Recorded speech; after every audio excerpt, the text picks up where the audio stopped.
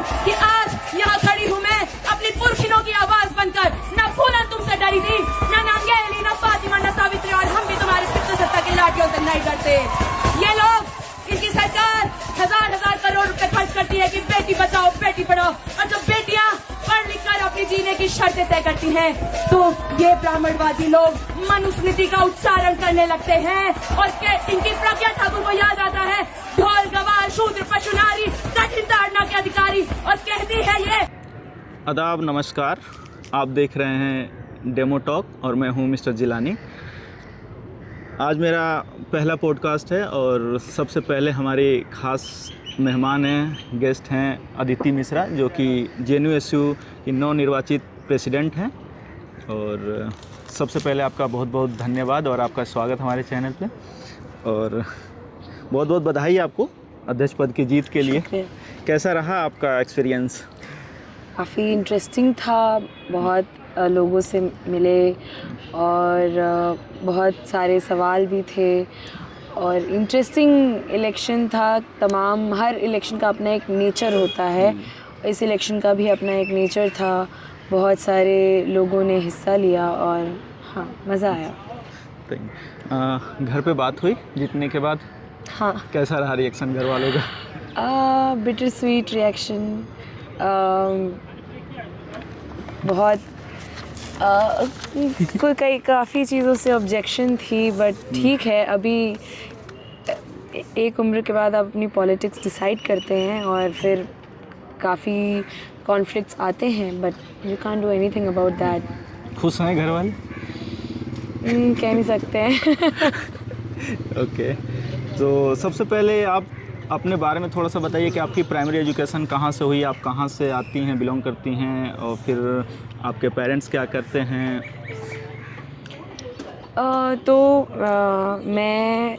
मेरे पापा आर्मी में थे। 12th के बाद वो सिपाही में भर्ती हुए थे और अभी सूबेदार मेजर से रिटायर हुए कुछ साल पहले। और फिर उस वजह से मेरी प्राइमरी एजुकेशन 3-4 जगहों पे हुई है। महाराष्ट्र में भी, राजस्थान में भी, और उसके बाद फिर लेकिन दादा दादी के पास बनारस आ गए हम, और बाकी क्लास 4th से मैं वहीं पे रही हूँ, वहीं पढ़ी। फिर मैंने बैचलर्स भी वहीं पे किया और उसके बाद मास्टर्स के लिए पौंडीचेरी यूनिवर्सिटी गई और फिर PhD। मतलब पैतृक घर आपका बनारस है? हाँ। तो भोजपुरी आप बोलती होंगी? वहाँ भोजपुरी तो बोली जाती है? हाँ, मतलब अलग, हर जगह की भोजपुरी भी अलग अलग होती है। जी जी। और वैसे JNU-SU इलेक्शन ड्यूरिंग कैंपेन आपका अहम मुद्दे क्या थे? मतलब जो सबसे आपका प्रबल मुद्दा था जिस पे कि आपने चुनाव लड़ा, आप अध्यक्ष बनी, आपको JNU के स्टूडेंट्स ने इलेक्ट किया, तो उसमें अहम मुद्दे आपके क्या थे?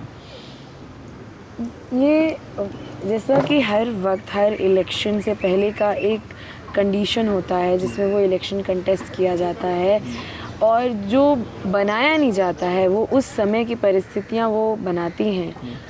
तो इस इलेक्शन से पहले, और देखा है हमने कि हर इलेक्शन से पहले एक हिंसा की जाती है स्टूडेंट्स पे, GBMs में। एडमिन भी कई तरीके आजमाते हैं कि किस तरीके से ना हो इलेक्शन। इस बार जब वो नहीं हो पाया तो इन लोगों ने मारपीट किया हर स्कूल के GBM में। हमारे जो उस समय प्रेसिडेंट थे कॉमरेड नीतीश, उनको भी मारा। कॉमरेड मनीषा और मुंतहा को तमाम जाति सूचक और इस्लामोफोबिक बातें भी कही हैं।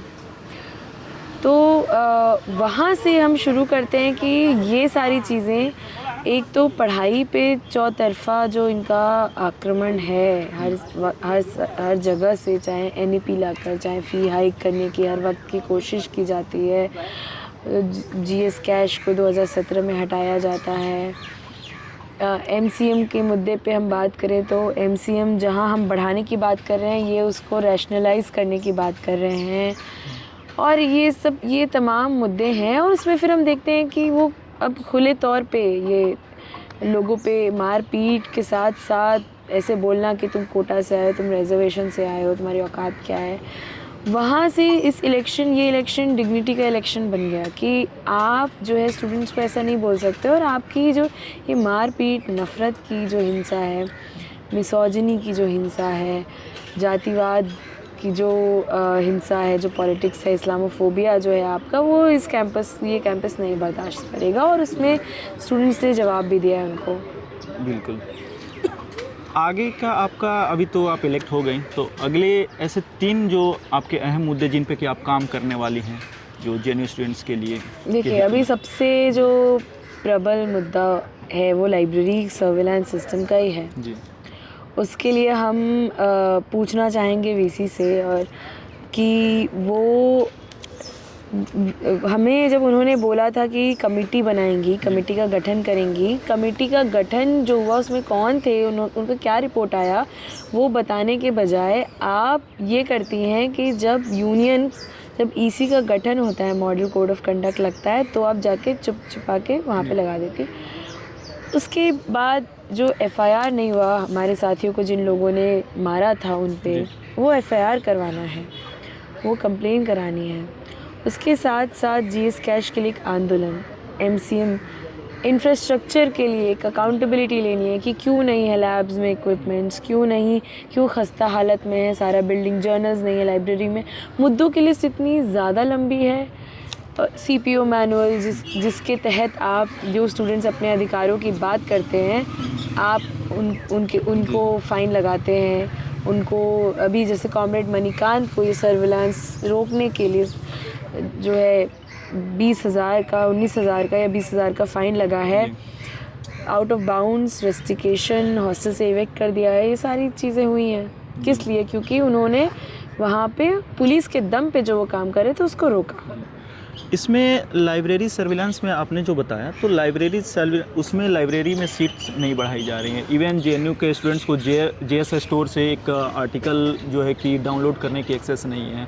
बहुत सारी तमाम मुद्दे हैं जो कि उस पर ना काम करके एडमिन जो कि डायरेक्ट सर्विलांस लगा देता है और जो है कि उसमें एंट्री करने पे बैन कर देता है। एक तरह से पढ़ने पे एडमिन रोकता है स्टूडेंट्स को।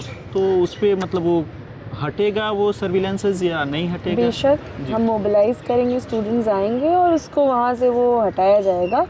और आपके पास अगर बहुत पैसा आ गया तो हमारा आप सब्सक्रिप्शन दो, आप सीटिंग कैपेसिटी बढ़ाओ, ऊपर के जो फ्लोर्स हैं जो एक्टिव नहीं हैं उनको आप खोलो, ये काम कराओ। आप ये फालतू चीज़ों में पैसा खर्च करके आप कल को बोलोगे कि 8 बजे लाइब्रेरी बंद हो जाएगी, तो फिर हम क्या करेंगे? फिर हम कैसे प्रोटेस्ट करेंगे जाकर?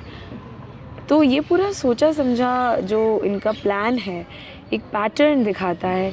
फिर ये जब लाइब्रेरी का जो ड्यूरेशन कम करके फिर ये बोलेंगे अब महिलाएं क्यों बाहर निकलेंगी, उनको अंदर रहने दो। क्योंकि और भी यूनिवर्सिटीज़ हैं, मैं बीएचयू में जहाँ से आती हूँ वहाँ 24/7 लाइब्रेरी नहीं है। उसका ये भी उसका नेचर है कि वहाँ औरतें बाहर नहीं निकलती हैं। तो ये सारी चीज़ें हैं और बिल्कुल वो हटेगा वहाँ से।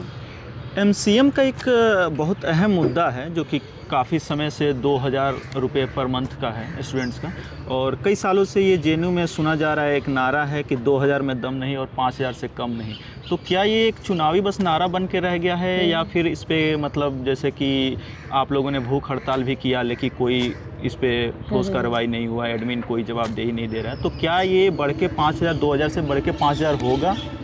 ये आपकी यूनियन मतलब इसके लिए क्या काम? ये पहली बार नहीं बढ़ाया जा रहा है। पहले तो ये लेफ़्ट का ही लेगेसी है कि एमसीएम का एक आइडिया है, इस कैंपस में एमसीएम मिलता है स्टूडेंट्स को।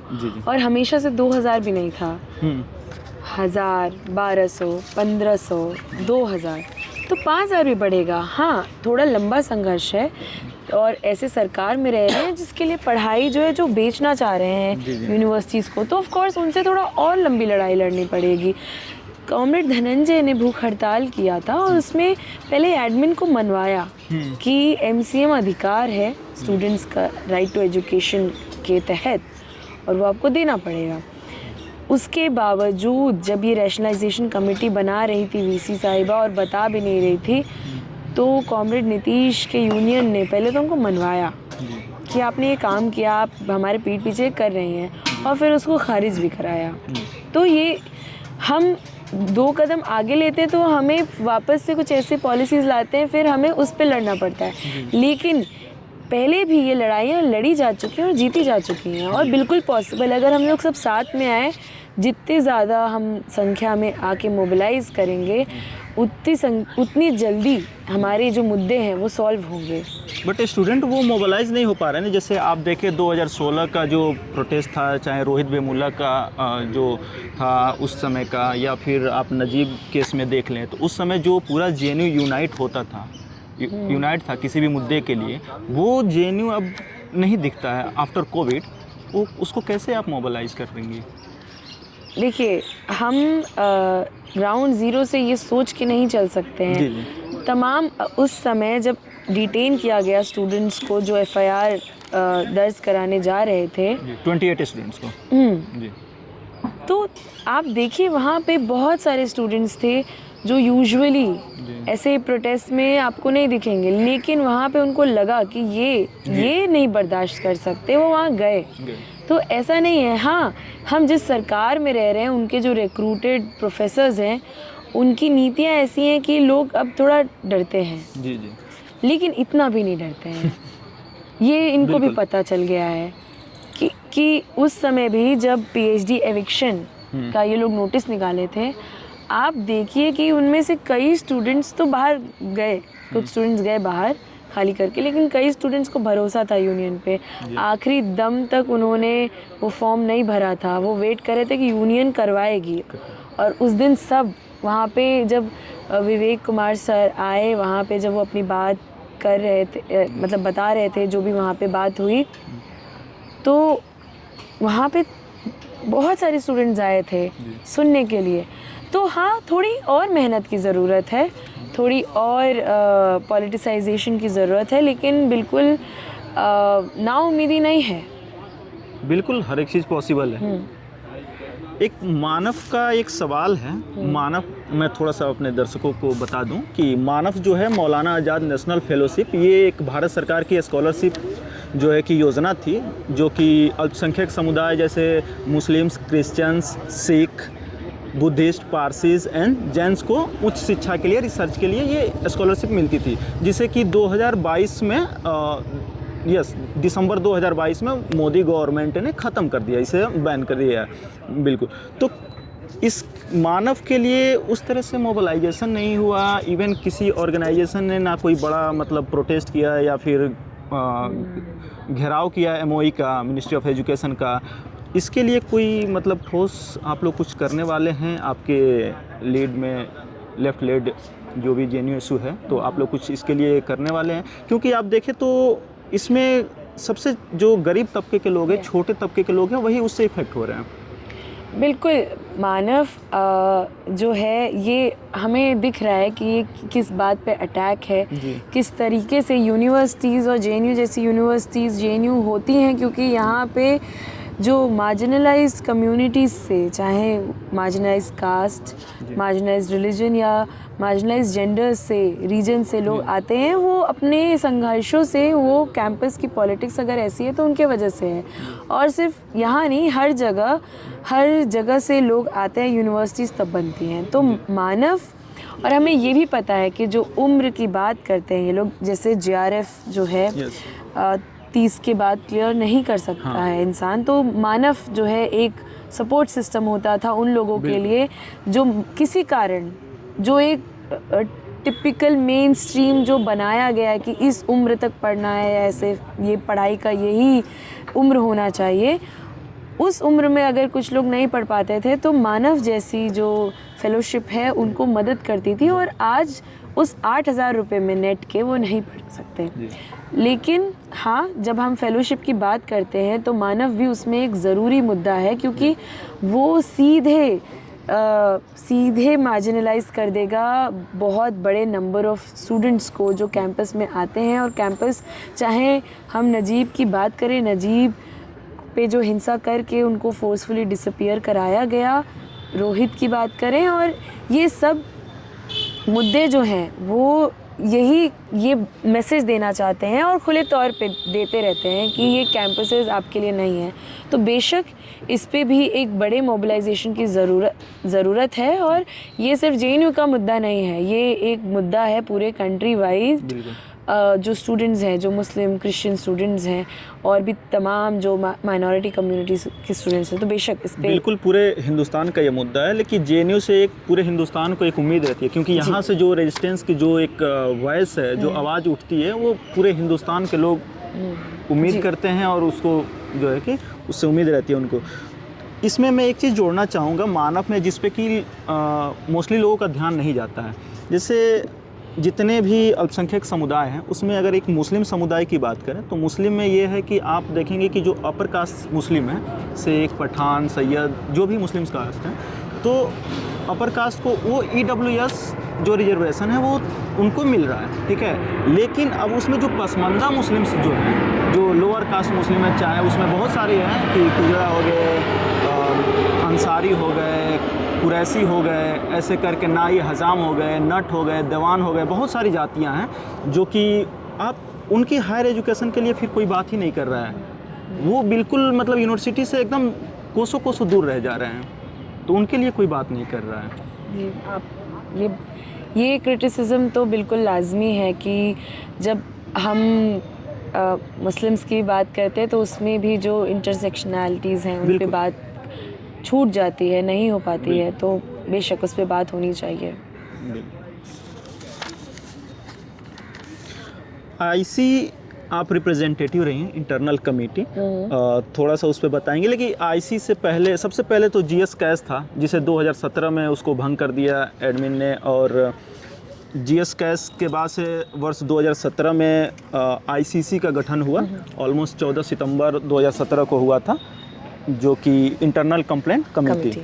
उसके बाद से उस आईसीसी को भी उसने ऑलमोस्ट 24 अक्टूबर 2024 को आईसी नाम कर दिया, उसका नाम चेंज कर दिया, इंटरनल कमेटी बस हो गया। आप उसके रिप्रेजेंटेटिव पिछले साल रही हैं, तो उस रिप्रेजेंटेशन, आप जब रिप्रेजेंटेटिव रही तो उसका कैसा एक्सपीरियंसेस रहा और कैसे आपको योगदान मिला? जेएनयू प्रेसिडेंट का जो इलेक्शन लड़ी, उसको कैसे आपको मतलब योगदान मिला, उससे आपका एक्सपीरियंस कैसा?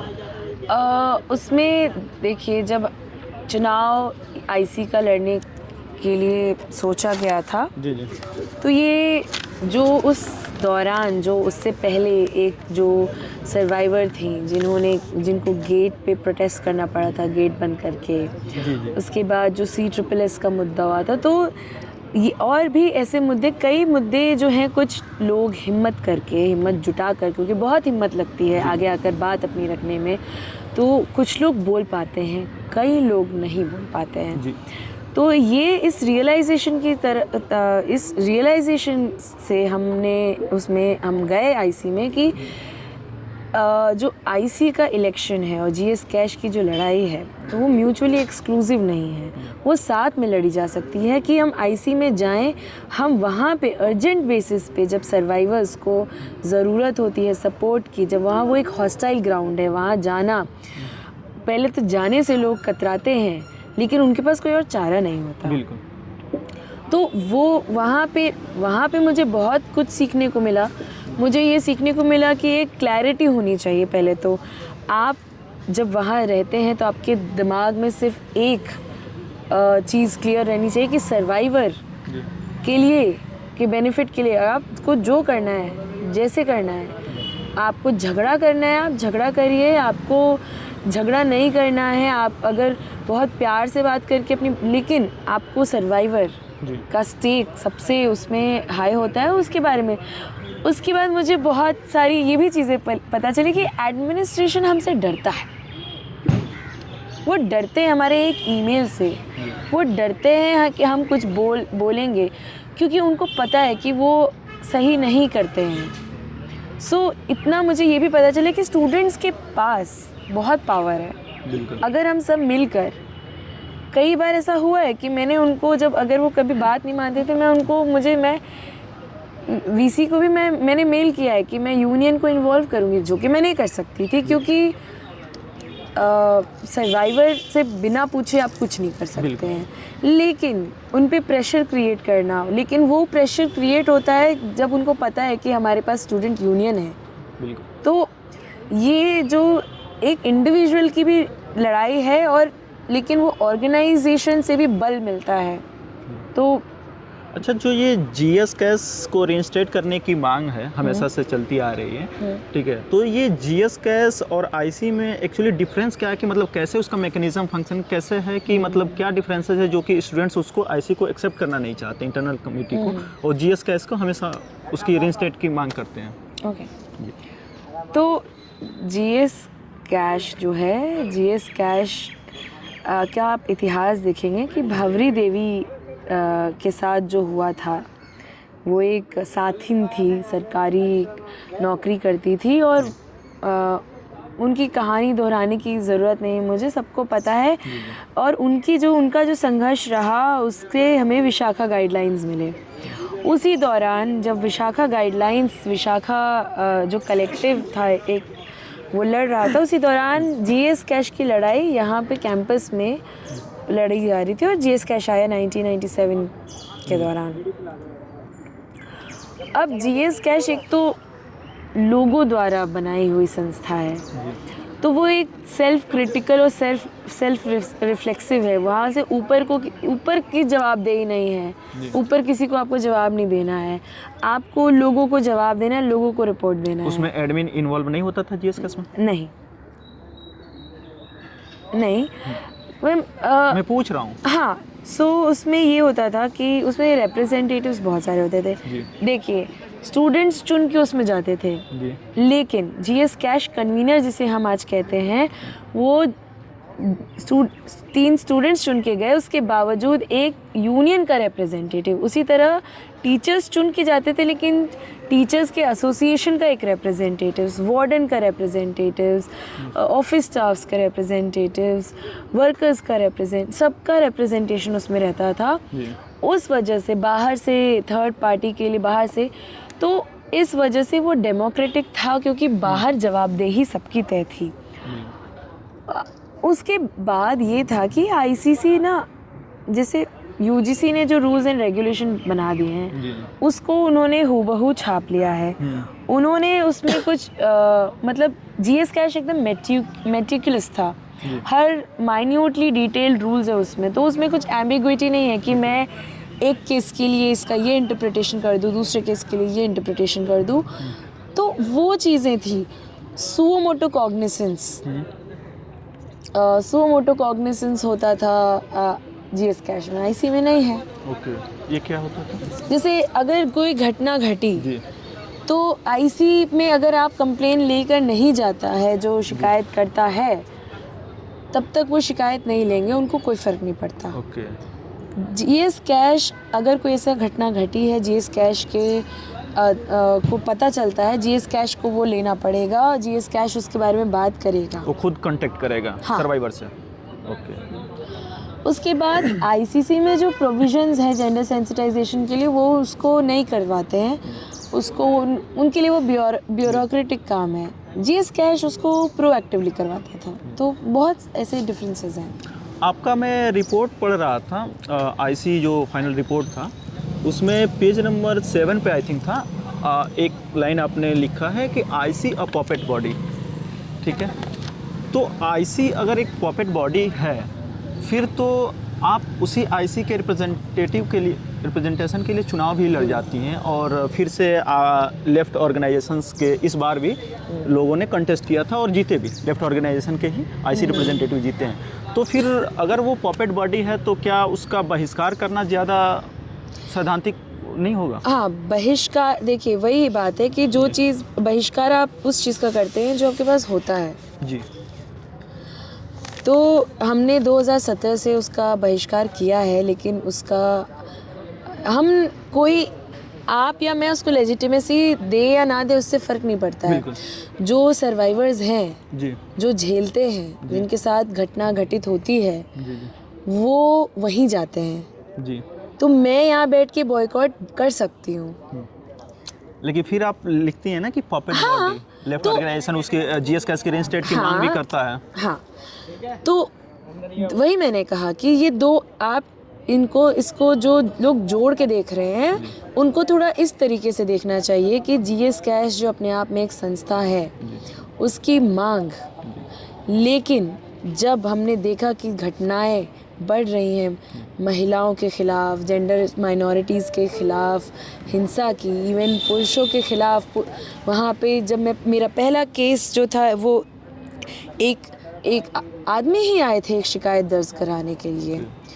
तो वो जो घटनाएं बढ़ रही हैं, उनका नंबर बढ़ रहा है, तो आप की पॉलिटिक्स आपको क्या कहती है कि आपने 2017 में जो डिसीजन लिया था उस समय के माहौल के हिसाब से, उस समय की उम्मीदों के हिसाब से, क्या आप वहीं पे मतलब वो कहते हैं ना तटस्थ रहे कि आप जो समय की डिमांड है, जो पॉलिटिक्स की डिमांड है, जो लोगों की डिमांड है, जो सर्वाइवर्स की डिमांड है, आप सेंटर में किसको रख रहे हैं कि आपने जो एक बात बोला था कि आपकी बात इतनी ज़रूरी है, इतनी पत्थर की लकीर है कि सामने जो आप घटनाएं देख रहे हैं कि जो लोग सफ़र कर रहे हैं, आप उनके लिए अपना स्टैंस नहीं बदल सकते हैं कि उनके लिए आप फिर पॉलिटिक्स किसके लिए कर रहे हैं? जिनके लिए कर रहे हैं आप उनको स्टूडेंट्स के लिए। हाँ, उनको बीच में रख के अपनी पॉलिटिक्स तय करेंगे, या आपने जो बात कर दी तो आपके यहाँ पे ईगो की पॉलिटिक्स नहीं हो रही है ना कि वाह मैंने जो बात कही मैं उससे नहीं, उस समय जो हमने बात कही थी उस समय का सिचुएशन था। आज का सिचुएशन ऐसा है, हम देख रहे हैं देश में विदेश में, आपने रिपोर्ट में पढ़ा होगा कि सिर्फ यहाँ नहीं पूरी दुनिया में ऐसी तमाम घटनाएं सामने आई हैं महिलाओं के खिलाफ हिंसा के। हमारे देश में ऐसा हो रहा है और यहाँ पर भी। तो वो जो पपेट बॉडी है उसकी रस्सियाँ काटने के लिए हम आ गए हैं। एग्जैक्टली। अच्छा, स्टूडेंट पॉलिटिक्स पे बात कर लेते हैं। जेएनयू की जो छात्र राजनीति है वो बाकी देश के यूनिवर्सिटीज़ के पॉलिटिक्स से, एक्टिविज़म से कैसे अलग है? ये मेरी तीसरी सेंट्रल यूनिवर्सिटी है जेएनयू जी। सो इसका जवाब मैं दे सकती हूँ। बिल्कुल। तो बीएचयू में मैं डे स्कॉलर थी, वहाँ पे स्टूडेंट पॉलिटिक्स अब मुझे लगता है और भी वाइब्रेंट हुआ है। वहाँ पे भी आयशा अब बहुत ज़ोरों शोरों से काम कर रहा है। लेकिन मेरे समय पे हम लोग पॉलिटिक्स करना ही एक वो, जैसे वहाँ पे हमें ये सिखाया जाता था कि फेमिनिज़म अच्छी चीज़ नहीं है, ये सारी चीज़ें। अब मुझे लगता है कि बहुत चीज़ें बदली होंगी। वहाँ 2017 में एक बहुत बड़ा प्रोटेस्ट हुआ था। जी जी। लेकिन जब वहाँ प्रोटेस्ट हुआ था तो आज भी वो रवीश कुमार के साथ उस समय के जो वीसी थे उनका वो एक डिबेट है जिसमें वो कह रहे हैं कि ये हमारी लड़कियाँ नहीं हैं, ये जेएनयू से आई हैं। तो इससे आपको एक अंदाज़ा मिल रहा है कि क्या नेचर है, कि वो ये कह रहे हैं कि ये हमारे यहाँ की लड़के नहीं, दिल्ली से आई हैं, जेएनयू से आई हैं। जी जी। तो वहाँ पे एक संस्कृति बचाने के नाम पे देखिए, बीएचयू उन तमाम लड़कियों को जगह देता है जो पूर्वांचल से आती हैं, जो बिल्कुल मैं उस जगह की रिस्पेक्ट करती हूँ। मैं खुद महिला महाविद्यालय से पढ़कर यहाँ पे आई हूँ और वो प्लेटफॉर्म देता है। बहुत हर लड़की दिल्ली नहीं आ सकती है, उसके लिए बीएचयू उतना ही ज़रूरी है। और लेकिन वहाँ का जो एक अंडरस्टैंडिंग है, जो वहाँ की जो संस्कृति बचाने की जो सोच है, उस सोच के वजह से जो उनकी नीतियाँ हैं, 2017 तक पता नहीं कितने लोग को पता है कि लड़कियों के लिए सिर्फ नॉन वेजिटेरियन खाना अलाउड नहीं था बीएचयू में। ओके। आज भी वहाँ पे हॉस्टल में रात को अटेंडेंस होता है लड़कियों का। ये तो ये एमयू में भी होता है, हॉस्टल्स में, गर्ल्स हॉस्टल में डेली रात को होता है। हाँ, तो आप देखिए कि वही है जहाँ पे ऐसे ऑप्रेसिव सोच होंगे कि लड़कियों को अंदर रहना है, लड़कियों की सेफ्टी का मतलब है। क्यों? जेएनयू में तो लड़कियाँ रात भर घूमती हैं। बिल्कुल। तो यहाँ पे तो उनसे कम ही घटनाएं घटती हैं। जेएनयू जैसा सेफ माहौल बाकी यूनिवर्सिटीज़ में क्यों नहीं बन पा रहा है? क्यों नहीं? क्योंकि यहाँ पे स्टूडेंट लेड एक sense of safety and security है। यहाँ पर आप और मैं इंश्योर करेंगे कि हम दोनों एक दूसरे के प्रेजेंस में और बाकी लोग के प्रेजेंस में महफूज फील करें।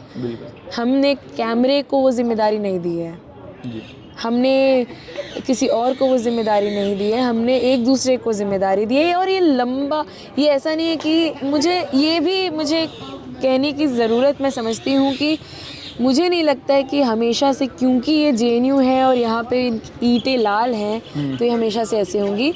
हमसे पहले जो लोग आए थे उन्होंने वो ये बना के गए हैं। बिल्कुल। बहुत मेहनत, बहुत संघर्षों से वो बनाया है उन्होंने ये, और फिर अब हमारी जिम्मेदारी है कि हम अपने आने वाली पीढ़ियों के लिए ऐसा इससे बेहतर बना के जाएं। अच्छा, एक और क्वेश्चन था जो बाहर चलता है JNU के बाहर, कि ऐसे बोला जाता है, खास करके एक मेजर फोर्सेस के द्वारा ये चलाया जाता है कि JNU जो है राजनीतिक अड्डा बोला जाता है, फिर उसके बाद से एंटी नेशनल बोल दिया जाता है, यहाँ के स्टूडेंट्स को एंटी नेशनल का गढ़ बोला जाता है। तो आप इसको कैसे काउंटर करेंगी? पहले तो मुझे नहीं पता कि क्यों नहीं होना चाहिए राजनीति का अड्डा। बिल्कुल, पूरी दुनिया में चाहे आप, हम राजनीति से ही घिरे हुए हैं। हाँ, या और स्टूडेंट्स का आप चाहे 1968 का जो फ्रांस में पूरा स्टूडेंट मूवमेंट हुआ, वियतनाम वॉर के ख़िलाफ़ अमेरिका में हुआ, यहाँ पे फ़ी हाइक या CA NRC के ख़िलाफ़ जो आंदोलन हुआ, हर जगह आंदोलन स्टूडेंट्स, अगर स्टूडेंट्स नहीं सवाल पूछेंगे, अगर स्टूडेंट्स नहीं प्रोटेस्ट करेंगे तो फिर कौन करेगा? तो ये तो सवाल ही मुझे लगता है कि अजीब है कि क्यों राजनीति। हम पढ़ाई करो, बिल्कुल, जब हम पढ़ कर आते हैं तभी तो हमें पता चलता है कि चीज़ें कैसी हैं, और फिर हमें सवाल उठाना पड़ता है क्योंकि हम पढ़ते हैं। जो हमें कहा गया है कि पढ़ाई करो, उसी पढ़ाई करने के कारण हम सवाल पूछ पाते हैं। दिल्ली की अभी जो CM है रेखा गुप्ता जी, वो काफ़ी उनका वीडियो सर्कुलेट होता है, JNU को मुफ्तखोर बोलती हैं, ठीक है, तो कैसे देखती हैं उनकी इस और वो पूछूंगी कि जो टैक्स पेयर के पैसे पे जी, वो जो एयर प्योरीफायर ख़रीद के रखी हैं और यहाँ पर बोल रही हैं कि सनातनी सरकार है, तो क्रैकर्स बर्स्ट करने का मौका मिला लोगों को, तो मैं उनसे ये सवाल पूछूंगी कि मुफ्तखोर कौन है? जी। और हमारी सस्ती और बेहतर शिक्षा के मॉडल से आपको दिक्कत है, हमको पता है, इसीलिए आप सारे ओर से हर पॉसिबल अटैक JNU पे कर रहे हो। एंटी नेशनल आपकी नीतियों के ख़िलाफ़ कोई बात कर ले तो वो एंटी नेशनल हो जाए, तो फिर हमें पढ़ा लिखा क्यों रहे हैं आप? बिल्कुल। अच्छा, आपने अपने प्रेसिडेंशियल डिबेट में साध्वी प्रज्ञा का भी जिक्र किया था, बाकी मेजर फोर्सेस जो भी BJP RSS का, आपने ABVP का जो जिक्र किया था। अगर आप हमारे चैनल के माध्यम से कुछ उनको बोलना चाहें, कोई संदेश देना चाहें, क्योंकि आप नवनिर्वाचित अभी अध्यक्ष हैं, तो कुछ अगर आप उनको संदेश देना चाहें तो क्या बोलना चाहेंगी? किसको? साध्वी प्रज्ञा हो गई या major forces BJP RSS ABVP? मैं तो यही बोलना चाहूँगी कि पहली बात, जो ये आप लोग नारी शक्ति की बात करते हैं जी, हमें आप जैसी नारी शक्ति नहीं चाहिए, हमें आप जैसा फीमेल रिप्रेजेंटेशन नहीं चाहिए, जिनको बिल्कुल जो झिझकते नहीं हैं ये बोलने में कि टांगे तोड़ दो, ताड़ना दो, इन्होंने यही शब्द का प्रयोग किया है। तो मैं उन लोगों से भी सवाल पूछना चाहूँगी जो तमाम इंटरप्रिटेशन देते हैं उस दोहे का। आज ये जो लीडर हैं जो चोला पहन के आते हैं, ये उसी से इंस्पायर होके वही शब्द का प्रयोग कर रहे हैं, और और इससे ये भी पता चलता है कि औरतें आपके सोच में आप क्या सोचते हैं औरतों के बारे में, कि वो अपनी मर्ज़ी से कोई डिसीजन ले तो आप उसको मारने पीटने की खुले तौर पे बात कर रहे हैं, और वो बात बोल के चली जाती हैं, वीडियोस सर्कुलेट हो जाता है, उस पर कोई एक्शन नहीं लिया जाता। क्या ये, अब मैं ये सवाल पूछना चाहूँगी कि महिलाओं की इतनी आबादी है, क्या इस पे कोई एक्शन नहीं होना चाहिए था कि ये हिंसा प्रोवोक कर रही हैं महिलाओं के ख़िलाफ़? क्या ये हिंसा नहीं प्रोवोक कर रही हैं? क्या महिलाएं जो ऑलरेडी ऑप्रेस्ड फैमिली स्ट्रक्चर में रहती हैं, मैरिज इंस्टीट्यूशन में रहती हैं, उन जो ऑलरेडी ऑप्रेस्ड हैं, जिनके हाथ में पावर है, उनको आप और बोल रहे हैं कि और मारो, तो इन पे क्यों नहीं कार्रवाई हो रही है? मैं ये पूछना चाहती हूँ। आपने महिलाओं की बात की, उससे एक क्वेश्चन मुझे याद आ रहा है, जैसे कि पहले यहाँ पे बताया जाता था कि ऑलमोस्ट 60-40 का रेशियो होता था, 60% वुमेन होती थी, फीमेल स्टूडेंट होती थी। अभी क्या रेशियो है, कितना है, 35 समथिंग या 39? 37 मैंने सुना है। 37। हाँ। तो क्या मतलब इसकी मुख्य वजह है, क्यों गर्ल्स यहाँ फीमेल स्टूडेंट्स पढ़ने नहीं आना चाहती हैं, या उनको एक सिस्टम के थ्रू उनको मतलब आने नहीं दिया जा रहा है? मुझे इसमें 2-3 पॉइंट्स मेरे ख्याल से, लेकिन एक तो उसमें बेशक डेप्रिवेशन पॉइंट्स हैं। डेप्रिवेशन पॉइंट्स पीएचडी से हटाने की वजह से ये कैंपस का ये जो जेंडर रेशो है वो ख़राब हुआ है, सेक्स रेशो ख़राब हुआ है। उसके साथ साथ ये भी देखिए कि महिलाएं जब अपने, आपने जो पहला सवाल मुझसे पूछा था कि घर पे जी क्या है, उस वही जवाब है कि जेएनयू नहीं, जेएनयू कैसे हम अपनी बेटी को भेज दें? जी वहाँ जाएगी बिगड़ जाएगी, जी वहाँ जाएगी राजनीति करने लगेगी। तो ये भी एक वजह है कि शायद जेएनयू नहीं आने देना चाहते हैं लोग। लेकिन इसमें और भी ये बात, किस तरीके से शिक्षा महंगी होती जा रही है, पढ़ाई लिखाई के जो दरवाजे हैं लोगों के लिए बंद होते जा रहे हैं, तो उसमें हमें पता है कि जो अटैक होता है वो सबसे मार्जिनलाइज पे पहले होता है, और उसी में महिलाएं पहले आती हैं। तो ये भी एक वजह हो सकती है। पैलेस्टीन का एक मुद्दा है, पूरा ग्लोबली मुद्दा है, ठीक है, कि पैलेस्टीन के साथ जो हो रहा है वो पूरा विजिबल है, ठीक है। आप लोगों ने, लेफ़्ट के जितने भी ऑर्गेनाइजेशंस हैं, सब ने प्रबलता से, मुखरता से हमेशा पैलेस्टीन का साथ खड़ा रहे हैं, और इसके लिए प्रोटेस्ट भी काफ़ी हुआ है। लेकिन एक चीज़ यहाँ पे थोड़ा सा लैग कहिए या जो भी कहिए, क्योंकि कुछ स्टूडेंट्स ने बोला कि आप क्वेश्चन एक करिएगा, तो मैं ये क्वेश्चन रख रहा हूँ कि हमेशा जो प्रोटेस्ट होता है पैलेस्टीन के समर्थन में, उस तरीके से नहीं दिखता है जैसे कि क्या कभी उसके लिए फ़ंड कलेक्शन करके हम पैलेस्टीन के लिए, क्या मतलब स्टूडेंट्स ऑर्गेनाइजेशन कभी पैलेस्टीन की हेल्प करने की सोचते हैं? कभी उस तरह से फंड रेज नहीं हुआ, कभी उसके मतलब दिशा में कुछ काम?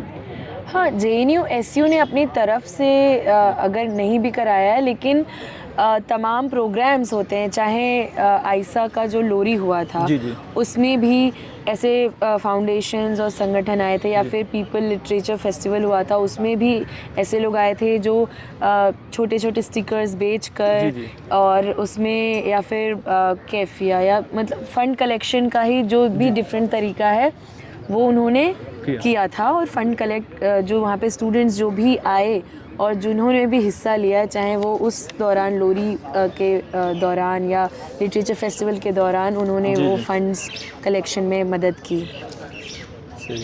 एक क्वेश्चन है कि अभी आपके ही ऑर्गेनाइजेशन आइसा से पिछले जो यूनियन में थे नीतीश कुमार पीएचडी, वो प्रेसिडेंट थे, और उनके इलेक्शन जीतने के बाद पता चलता है मीडिया के थ्रू कि उनके चाचा जो हैं जयप्रकाश यादव, वो आरएसएस बीजेपी से जुड़े हुए हैं, और सिर्फ जुड़े नहीं हैं, नरपतगंज कंस्टिट्यूएंसी जो है बिहार से, वहाँ से एमएलए भी हैं, विधायक हैं। तो क्या ऐसा आपके भी फैमिली से कोई जुड़ा हुआ है बीजेपी आरएसएस? देखिए, मेरे दादा जो थे वो 10वीं करके उन्होंने फ़ौज ज्वाइन किया था जी। तो उसके बाद मेरे पापा ने 12वीं करके फ़ौज ज्वाइन किया जी। और मेरी माँ होम मेकर है जी। मेरा भाई जॉब करता है और मेरे चाचा भी प्राइवेट सेक्टर में जॉब करते हैं। और कौन बचा? तो आपके फैमिली तो पूरा नेशनलिस्ट फैमिली है ना, सब देश की सेवा के, और आप यहाँ आके लेफ्ट ऑर्गेनाइजेशन ज्वाइन किए जिसको कि बाहर लोग एज एंटी नेशनल देखते हैं। देखिए, अब नेशनलिज्म का डेफिनेशन क्या है उस पर भी हम बात कर सकते हैं, लेकिन जी देखिए सीआरपीएफ फौज वगैरह में कौन लोग जाते हैं? अंबानी के भी तो 3 बच्चे हैं ना। जी। अंबानी थोड़ी जाएंगे, अंबानी के भी तो 3 बच्चे हैं। अगर नेशनलिस्ट वो हैं तो उनमें से अपने बच्चों को वो भेजते। तो जब ये अग्निवीर लाते हैं तो उसमें किसके ऊपर ये अटैक होता है? वो पूर्वांचल, बिहार, हिमाचल, इन सब जो मार्जिनाइज्ड जगह, हाँ, जो इकोनॉमिकली भी जो लोग कमज़ोर हैं उन पे हिंसा है। वो जो एक सिक्योरिटी अपना, जब फ़ौज ज्वाइन करते हैं लोग सिपाही से तो अपने मरने की क्षमता को बेचते हैं। वो भी छीन लिया है अग्निपथ से उसमें। तो दूसरी बात ये भी है, आपने नीतीश की बात की, मुझे लगता है कि जब हमारे माँ बाप हमें पढ़ाते लिखाते हैं तो हम उनकी तरह नहीं सोचेंगे ना हमेशा। तो मैं कहाँ पैदा हुई हूँ वो मैं डिसाइड नहीं कर सकती। मैं क्या आगे कर जाके पॉलिटिक्स करूँगी, मैं मेरी सोच मेरी पढ़ाई लिखाई से जो होगी वो मैं डिसाइड कर सकती हूँ। बट उनके चाचा, नीतीश के चाचा ने ये बोला था एक इंटरव्यू में कि अगर कन्हैया कुमार लेफ्ट की राजनीति करके कांग्रेस में जा सकते हैं तो मेरा भतीजा भी लेफ्ट से राजनीति करके बीजेपी में आ सकता है। उन्होंने ऐसा बोला था, तो इसलिए ये क्वेश्चन उठ रहा है। हाँ, तो उनके चाचा बहुत कुछ बोलेंगे जी। शायद आप मेरे भी चाचा से बात करेंगे तो वो भी बहुत कुछ, उनको भी बहुत नाराज़गी होगी कि मैं ये पॉलिटिक्स कर रही हूँ, क्योंकि लोग नहीं चाहते हैं कि जो ऑप्रेसिव सिस्टम है, स्पेशली एक महिला के तौर पे, तो मुझे लगता है कि किसी को भी ये काबिल बर्दाश्त नहीं होगा कि मैं यहाँ बैठकर इस तरीके से यहाँ पे बात कर रही हूँ।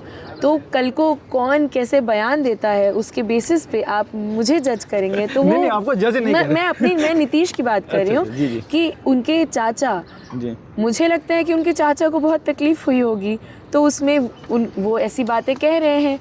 अब उसमें आप नीतीश की पॉलिटिक्स पे सवाल करेंगे तो अब वो जो सवाल कर रहे हैं आप उनकी राजनीति पे सवाल करिए कि वो किस तरीके की राजनीति, क्या उनके पास आइडियोलॉजी पे राजनीति करने का कैपेसिटी ख़त्म हो गया है कि वो लोगों की आइडियोलॉजी पे बात नहीं कर रहे हैं। चाचा फूफा क्या कह रहे हैं, जैसे मेरे तो दादा बना दिया विनोद मिश्रा को। अच्छा। हाँ, तो पूछिए उन लोगों से सवाल कि क्या आइडियोलॉजी पे बात खत्म हो गई आपके पास? मतलब आपके सरनेम से वो जोड़ दिया गया कि आपके दादा हैं। हाँ, विनोद मिश्रा जी। हाँ।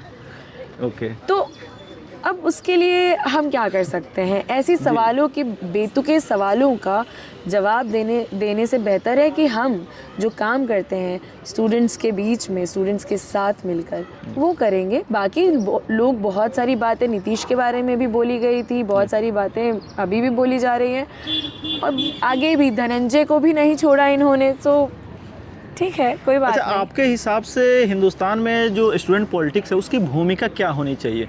क्योंकि आप देखती हैं अगर कोई भी प्रोटेस्ट करें या किसी भी चीज़ के लिए आप आवाज़ उठाती हैं, आप सड़कों पर निकलते हैं स्टूडेंट्स, तो उसको स्टेट सप्रेशन का दमन झेलना पड़ता है। तो उसकी भूमिका, स्टूडेंट पॉलिटिक्स की भूमिका क्या होनी चाहिए? आई थिंक स्टूडेंट पॉलिटिक्स का रोल सबसे ज़्यादा इम्पॉर्टेंट है, क्योंकि हम जो है तमाम जगहों से, जैसे सिर्फ स्टूडेंट्स नहीं, इस समय हमारे देश में हर जगह मार्जिनलाइज कम्युनिटीज़ रेजिस्ट कर रहे हैं। चाहे हम देखते हैं कि किस तरीके से मुसलमानों के घर तोड़ दिए जाते हैं, किस तरीके से भागलपुर में 1 रुपये में ज़मीन बेच दी इतनी, किस तरीके से नॉर्थ ईस्ट में जो खनन पदार्थ के लिए ज़मीनें खोद के बेची जा रही हैं, या लद्दाख का भी हम देखें, मतलब लंबा लिस्ट है इन सब का भी। स्टूडेंट्स का ये होता है कि एक तो हमारे पास ये है कि हम एक साथ बैठकर पढ़ रहे होते हैं, हमें एक दूसरे के बारे में पता ज़्यादा होता है, तो हम सबसे स्ट्रॉन्गली जो है रेजिस्ट कर सकते हैं, हम सबसे ज़्यादा इकट्ठा होकर, संगठित होकर काम कर सकते हैं। और ये हिस्टोरिकल रहा है कि स्टूडेंट्स ने सबसे ज़्यादा रेजिस्ट किया है, सबसे स्ट्रॉन्गली रेजिस्ट किया है। तो आज भी और पहले भी फाशिज़म के ख़िलाफ़, और आज भी हम रेजिस्ट करते रहेंगे और एक बेहतर समय आएगा। ठीक है।